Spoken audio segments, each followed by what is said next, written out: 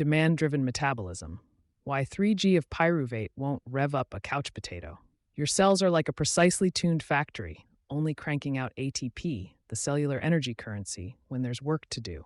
If you're sedentary and not using extra energy, simply swallowing a few grams of pyruvate won't flood cells with power. In fact, cells regulate their energy supply very tightly. High levels of ATP actually shut down key energy pathways. For example, abundant ATP inhibits the enzyme pyruvate dehydrogenase, PDH, and instead activates pyruvate carboxylase. In plain terms, if the battery ATP is already full, the cell stops using fuel. Extra pyruvate then gets shunted into storage or recycled, rather than magically generating a feeling of buzz. In short, cellular energy production is strictly demand-driven. Even if you load up on pyruvate, an inactive body won't convert it to extra ATP unless it's needed. Instead, the surplus pyruvate enters normal metabolic overflow routes, including gluconeogenesis, glucose synthesis. In the liver, pyruvate, often via lactate, can be converted back into glucose to maintain blood sugar levels. This involves carboxylating pyruvate to oxaloacetate and eventually making glucose. It's an energy-intensive process. The body won't do it without reason. Lactate cycle. Excess pyruvate in muscles can be turned to lactate, which is shuttled to the liver and made into glucose, recycling energy. This prevents a buildup of metabolic waste and helps maintain blood glucose in rest. Fat synthesis, minor root. Only in situations of chronic, massive oversupply does pyruvate contribute to fat. Experimentally, adipose tissue barely converts pyruvate into fatty acids unless its concentration is extremely high, tens of milliem. In practical terms, a 3-gram supplement won't flood your blood with enough pyruvate to trigger significant fat storage. Gastrointestinal effects. Strong organic acids can upset the stomach if overdone. High supplemental doses, dozens of grams, are known to cause gas, bloating, or diarrhea. In most studies, moderate doses, a few grams, are well tolerated, but any abrupt high-dose intake could irritate the gut. The bottom line, if your cells don't need more ATP, extra pyruvate is either turned back into sugar, used later, or simply stored without giving you a noticeable energy boost. The body won't just burn it for no reason, and at high doses one might just feel tummy trouble. The glaucoma energy crisis, a localized shortage in the retina.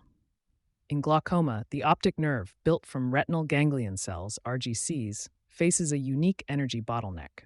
RGCs are extreme energy hogs. They fire constantly, maintain big voltage differences, and transmit visual signals nonstop. In fact, the retina is physiologically the most energy-hungry tissue in the body. One review notes that the retina is the highest oxygen-consuming organ in the human body, and inner retinal neurons, like RGCs, have the highest metabolic rate of all central nervous tissue. Simply put, RGCs are like high-powered computers that never sleep. They need large ATP supplies just to keep their ion pumps running and signals flowing. With age and glaucoma risk factors, the supply lines to these cells become compromised. Aging naturally weakens mitochondria, the cell's power plants. Older mitochondria produce ATP more slowly and leak more destructive radicals. Levels of important metabolites like NADPs and pyruvate decline with age, making energy production less efficient. High intraocular pressure, IOP, adds insult to injury. Chronically elevated eye pressure can compress tiny blood vessels at the optic nerve head, reducing nutrient supply. Animal studies show that rising IOP dramatically disrupts retinal metabolism. Pyruvate levels plunge as pressure mounts. In one mouse model, glaucoma raised retinal glucose by a whopping 52-fold, while key fuels vanished. This suggests that RGCs are awash in fuel they can't use. The metabolic assembly line is jammed, likely because NAD9 required to run glycolysis is too low. Researchers conclude that high IOP disrupts energy homeostasis and, coupled with NAD shortfall, RGCs ultimately lack the energy needed to function. The result is a localized energy crisis in the optic nerve. RGCs desperately need fuel, but age, pressure, and mitochondrial decline have effectively hit the brakes on their normal glucose-burning pathways. You can imagine seeing cells like engines sputtering with an empty battery. Pyruvate to the rescue, restoring the retinal energy supply. Here's the good news. Science suggests we can sneak energy past the blockade. Exogenous pyruvate and its partner nutrients can act like a metabolic backdoor for starved RGCs. Unlike raw glucose, Pyruvate can directly enter mitochondria and feed the TCA cycle, even when glycolysis is jammed. Crucially, pyruvate can be converted to lactate inside the cell, a reaction that regenerates NAD. Think of it like a backup generator. Even if the main power line, glycolysis, is down, turning pyruvate into lactate charges up the NAD by battery, letting energy production continue. Vitamin B3 nicotinamide is another key. Nicotinamide is a direct NAD-base precursor, effectively topping up the cell's energy currency pool. In aging or glaucoma, NAD tends to drop, so supplementing B3 can replenish it. Researchers have found that boosting NAD ties in retinal neurons not only prevents metabolic collapse, but also protects cell structure. Put together, nicotinamide and pyruvate work in synergy. Nicotinamide helps restore NAD mice stores, while pyruvate uses up excess NADH, further shifting the balance toward NAD mice. A narrative review observes that these compounds improve glycolytic capacity and increase metabolic efficiency using different mechanisms. In practice, that means RGCs get both the raw fuel, pyruvate, and the cofactor, NAD9 from B3, needed for energy production. This metabolic strategy has shown promise in trials. In a phase 2 clinical study, glaucoma patients took ramping doses of nicotinamide 1 to 3 gm plus pyruvate 1.5 to 3 grams daily. The result? After just a few months, the treatment group had significantly more improvement in visual field tests than placebo.